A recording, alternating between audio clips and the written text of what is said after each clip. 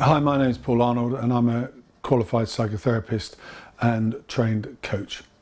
And I want to talk about how to discover your true values.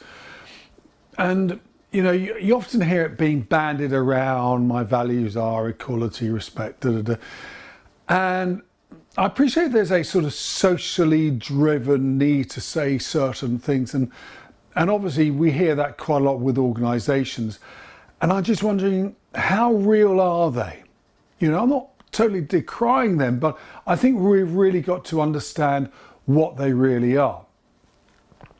And, I'll bring a bit of theory in here. Gregory Bateson did this sort of logical levels that he called them. And I won't go through all of them, but basically there's this level of identity, who we see ourselves to be. And then underneath that are our beliefs and our values. Bear in mind, a value is just something we believe to be important. And then underneath that, we've got our capabilities, and then we've got our behaviors, and then we've got the environment which we are operating in. And one of the things he talks about is about, identity is the most powerful influencer upon our behavior. And the second most influential are our beliefs and our values. So consequently, it's really important that we understand what our values are, because that really defines our true north, our sort of authentic self. So I think it plays a really powerful role in that. And we've got to remember that when we're looking at values, there is a hierarchy. Some values will trump other, And let's be quite frank, some values are maybe more negative than other ones, And the last point of it is they change over time. What you value as a kid may be very different when you're a married person. So here's some strategies to help you discover your true values. The first thing is, what gets you really annoyed, really angry? Very often when that happens, someone has transgressed a value you hold. So make a note of those. The other one is when you feel embarrassed or ashamed. Very often you have transgressed your own value.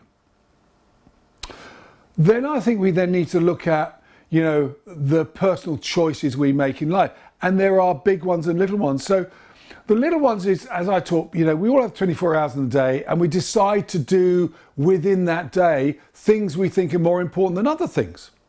So in the sense that our choices and what we see to important are basically what our values are.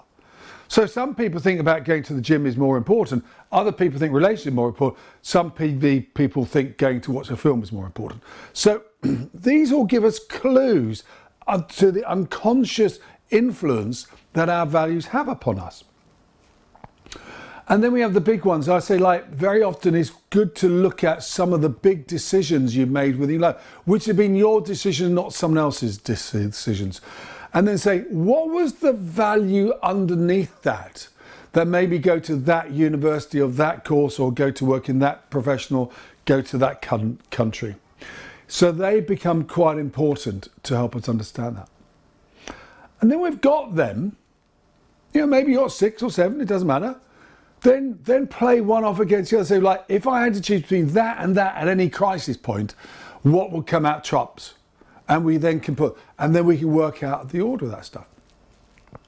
Now, psychotherapy can obviously help with that as well, because we can really dig into what our values are.